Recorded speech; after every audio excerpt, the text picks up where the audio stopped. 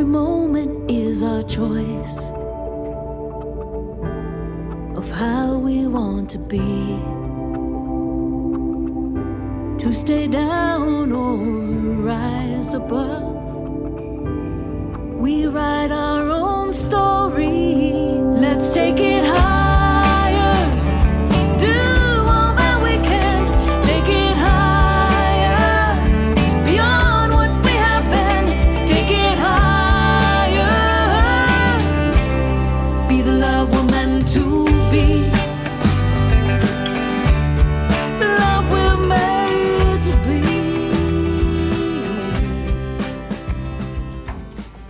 Hello, dear Unity friends. Welcome to this virtual recording of Unity in the Valley. Thank you for tuning in, and thank you for your prayer support, your financial support, and all the ways that enable this community to go upward and onward through all of the changing times. You are very loved and very much appreciated. I'm excited to announce that on Sunday, September the 13th, we are reopening the church. We are excited to do this and to come together as a community. When we do so, we will be practicing CDC guidelines, which means social distancing and wearing masks. This will be an abbreviated service because we will not be sharing hymns, although we will have awesome music to participate and to move our souls. Because our capacity for accommodating with social distancing is diminished in the building, we are asking you to let Joan Jennings, board member, know if you are coming. And her phone number appears below this announcement. And in a way, we are taking reservations, understanding that people who are not familiar with Unity in the Valley, but see that we are opening and who may be here for the first time, are also welcome. This is the first time things are going to be different, and we will be learning as we go.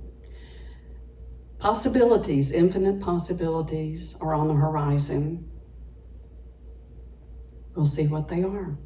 But we will accommodate this community, even if it means 2 services or an outdoor service in some way. Thank you for listening to this announcement. There are other announcements, but that's the primary one. I'm sending e-blasts now, and if you did receive it and want to be on the mailing list, then notify the church and I will get that. And I've learned to put you on it, so I'm happy about that. I'm learning. So learning is a good thing. Thank you. Let's begin with an opening prayer followed by the daily word. So our opening prayer this morning is very simple. May the words of our mouths and the meditations of our hearts be in alignment with your presence. And so it is. Amen. The daily word that I would like to share with you is actually from March the 24th, around the time when all of this began in terms of doing things differently. And the daily word is wholeness. The affirmation says, I am whole in spirit, soul, and body. I am already spiritually whole, as I am the image likeness of God. As I affirm that truth, I clear away the cobwebs of negative thought, and my mind shines forth brightly. I am emotionally whole, as my feelings reveal the life-giving energy that is flowing through me. My body is whole, as it is the manifestation of my divine nature. As the creative expression of God, My innate wholeness expresses on every level of my being. I tap into the wholeness of God, aligning my evolving soul with its divine expression. I visualize radiant spiritual light streaming through my mind, my emotions, and my body. Connects me with the universal light of God. I am already whole in that illuminating presence. And from 1 Thessalonians chapter 5, verse 23, may the God of peace sanctify you entirely, and may your spirit and soul and body be kept sound.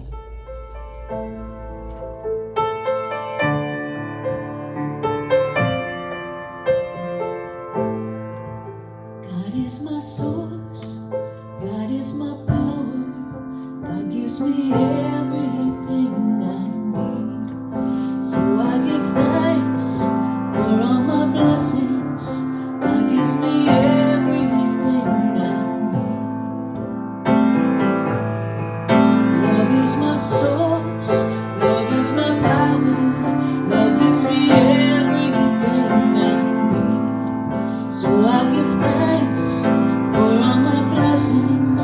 Love gives me everything I need. God gives me everything I need. God gives me everything I need. So as we breathe in the beauty of that music and the truth, God gives us everything we need because we are everything we need. We, the spiritual self, the divine presence that lives and moves and has its being in this world and in all worlds. We are the presence of God, the mind of God, the heart of God, the Spirit of God. And that is always good, because God is pure, unconditional, unlimited love. God is the vibration of wisdom, the life force of our bodies. And we affirm we are in the flow. And we are being carried along,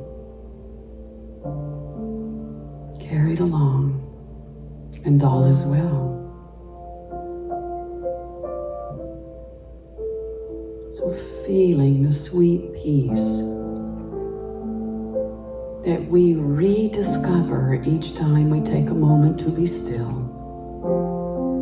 We re-enter into this place called home, and we simply rest, knowing there's nothing we need to say or do. We simply be in this divine, shimmering, loving, holy presence. And we wait in the silence.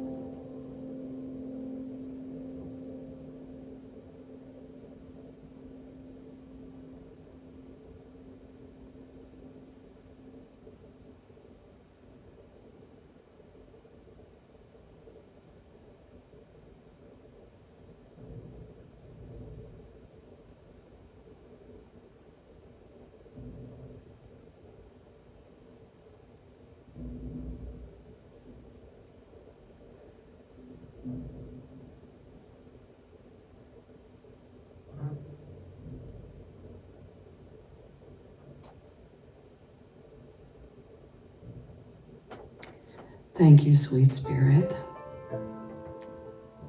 Thank you for these moments of union. We lift our eyes, our minds, and our hearts to say yes to this day. and we go forth to be that which you have called us to be, which is no less than the light of the world. And so it is our prayer and our decree when we let it be. Amen.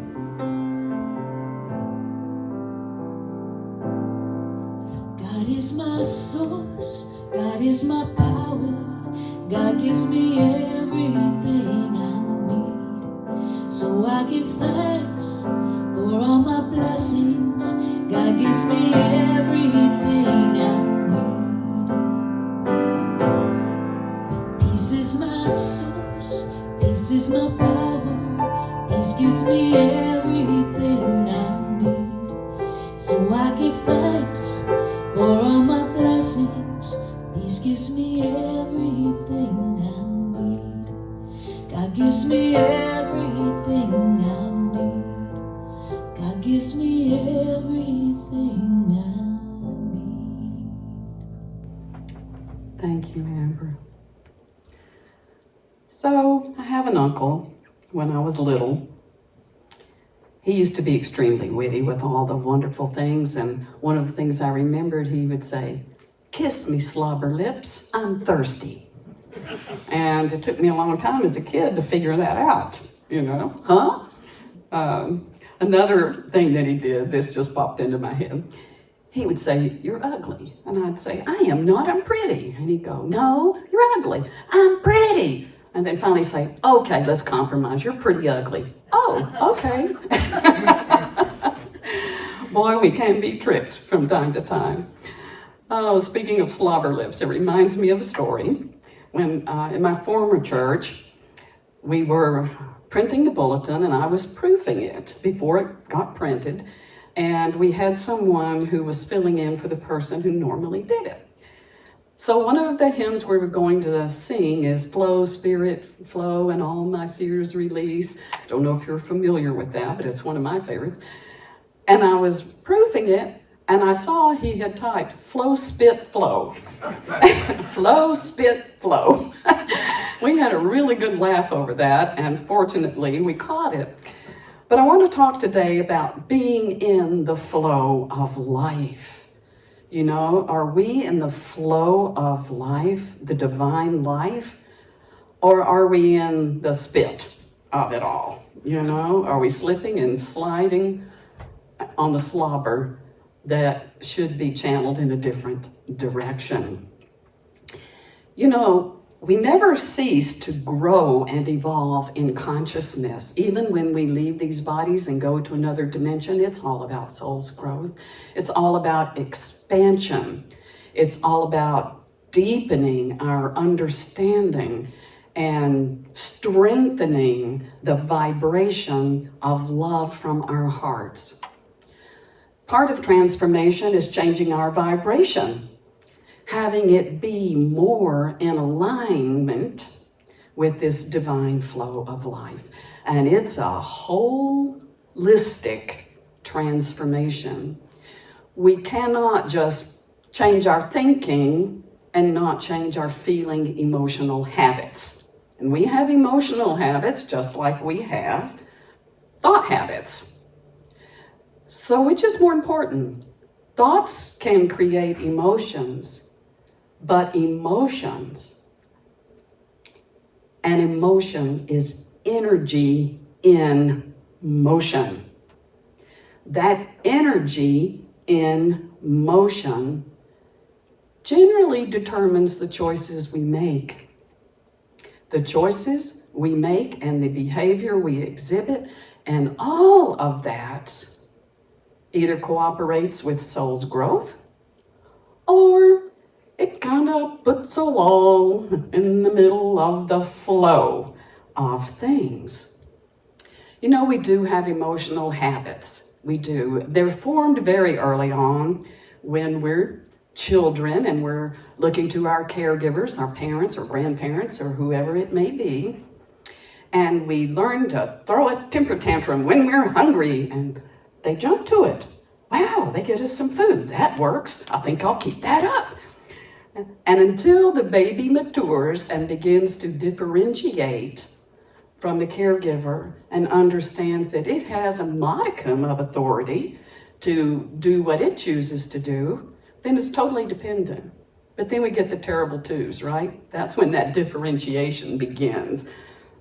But I'm not here to talk about how we mature as children. I'm talking about how we mature even now at whatever stage in our lives that we may find ourselves being.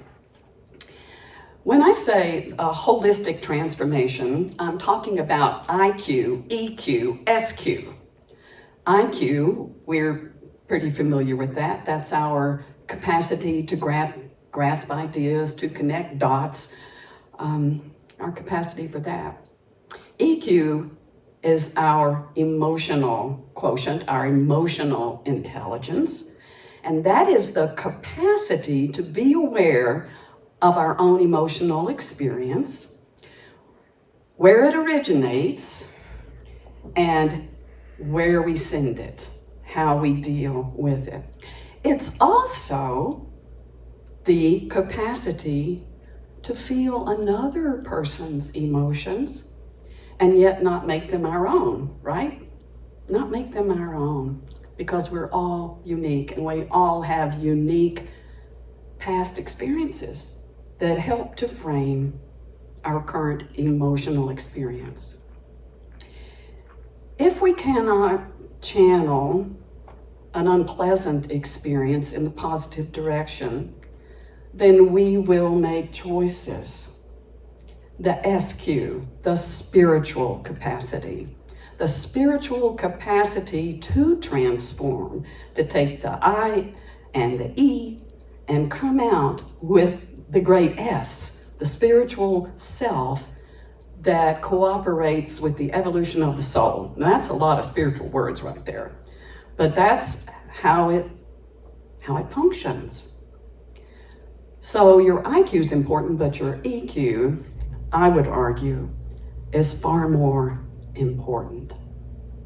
Do you know, I was reading not long ago about a mom and her son in Massachusetts who went for a jog in a park that they used to run in all the time.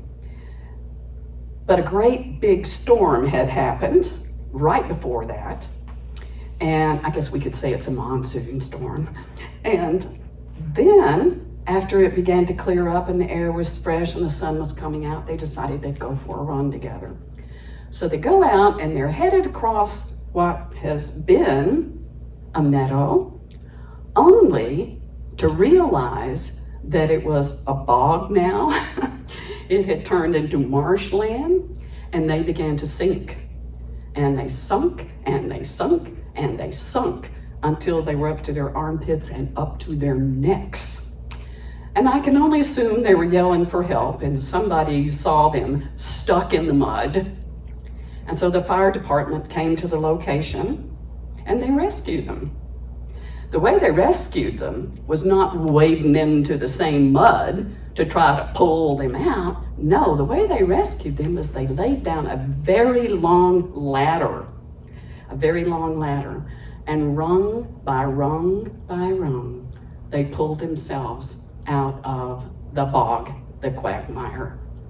So I like that story because sometimes we get stuck in the emotional mud. We get stuck in things that have happened. We feel battered and bruised, and we feel as if we're just not in sync with the rhythm of life. And you know there is a rhythm of life. I'm a student of Hermes Trismegistus. I'm a student of Hermetic teachings and spiritual principles, and one of those is life has a law of undulation. Up and then down, up and then down, up and then down. We go from the crest experiences into the troughs. And this is natural.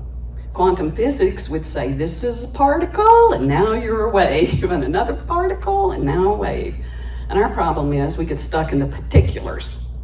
We don't want to go with the wave. We don't want to go with the wave. So how do we get stuck?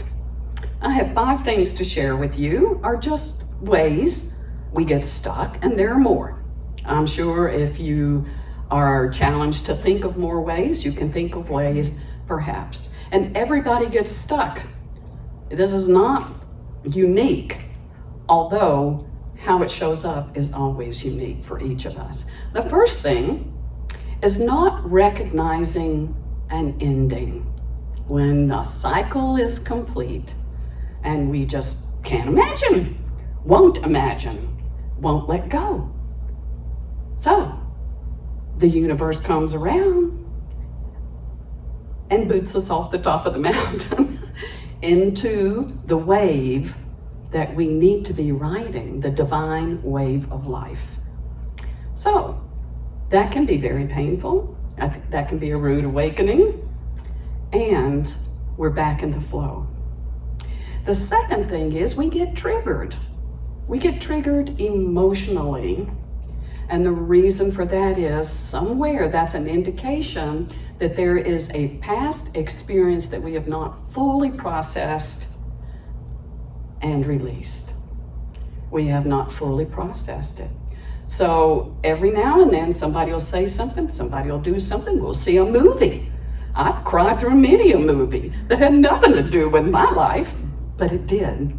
But it did, because it was showing me areas where I can pay attention, learn, bless, and release. And then there is the third thing, which is focusing on the negative while affirming the positive, of course. You know, I would love to go to Italy, but I don't have the money. I don't have anyone to go with me. It's not safe to go there. A lot of negative. And I learned a long time ago, someone once said, if you say something and then you follow it up with a but, you just negated what you said. But. We get stuck. Our butts get stuck. Get stuck in the mud. So we need to pay attention. It's okay to say, I would love to go to Italy, and I'm looking for the opportunity that God provides. And then the fourth one is we're stuck in a holding pattern. We're holding on to our heartaches.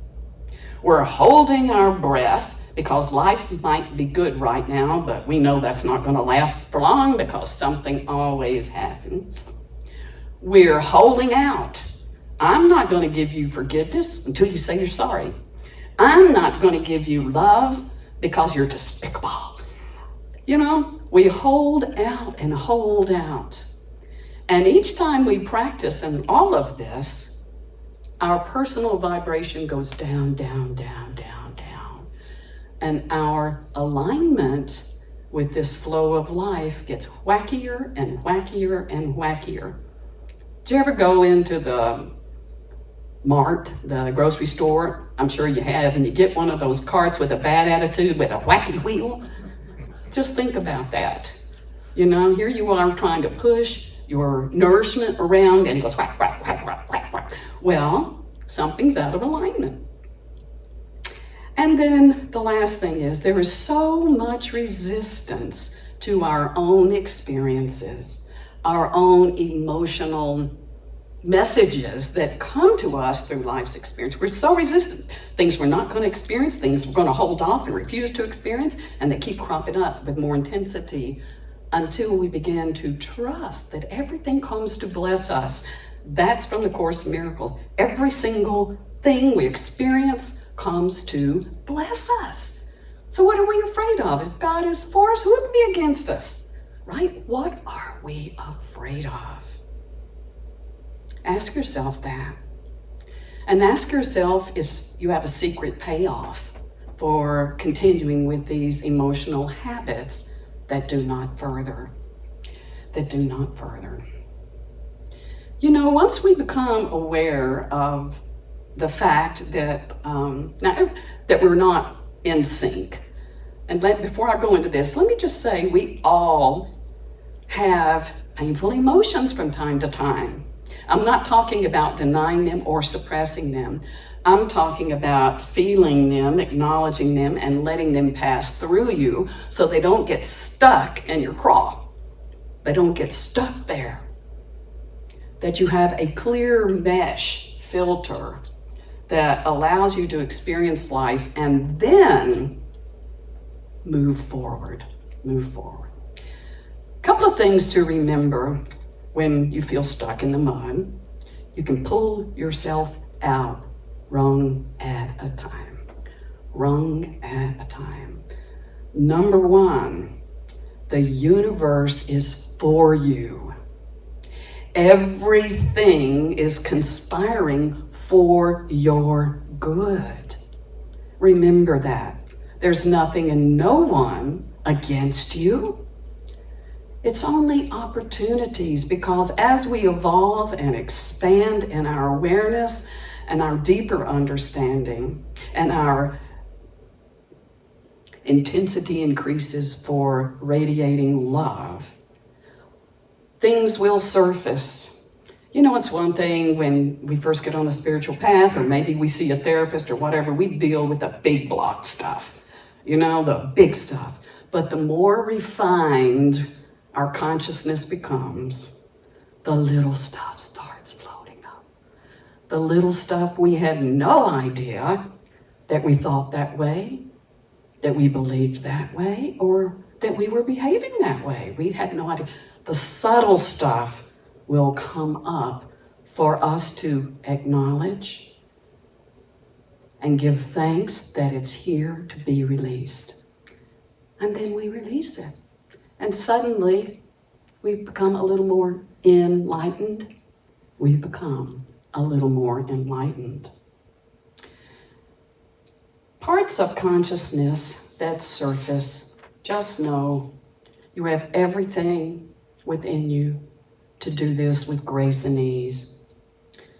And what happens when we bless and release and give thanks and make a commitment to get back in sync with the rhythm of life is we have all of this energy that's freed up. You know, we're not walking around like this with the world on our shoulders because we suddenly realize the world's in here, it's not on our shoulders.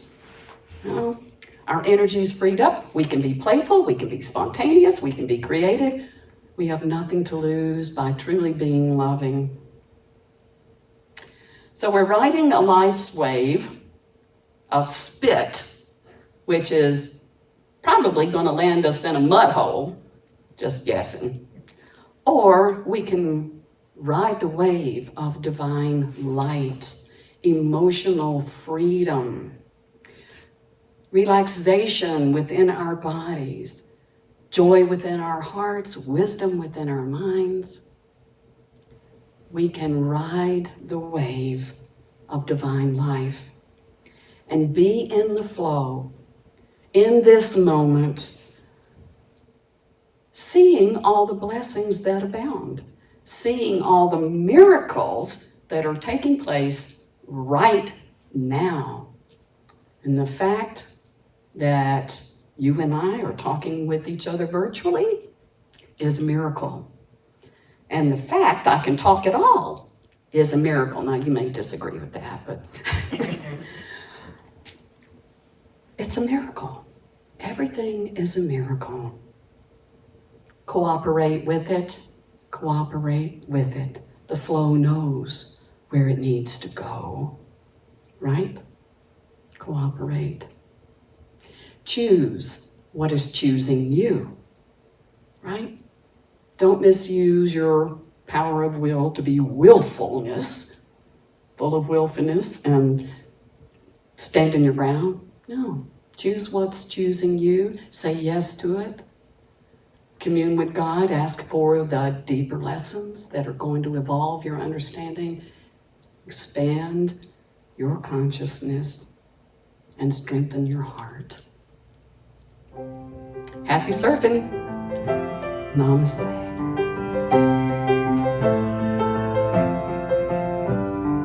Peace in my life is growing because I choose love.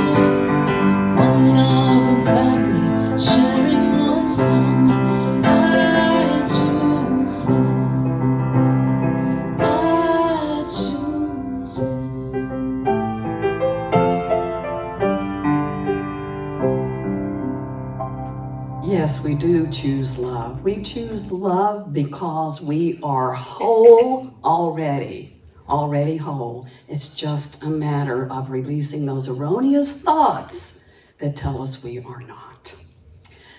I want to thank you. I want to thank you for joining in today virtually, wherever you are, what time it is. And I want to thank you specifically for your financial contributions, which continue to sustain this ministry. We are looking forward to coming together once again and feeling those vibrations of love. We may not be holding hands, we may not be hugging, but we can still feel one another's presence. And you can feel the presence of this congregation just by going there in your mind and blessing it with your heart. So thank you again for your gifts, and we bless you, knowing that all you give and all you receive comes back tenfold. Namaste.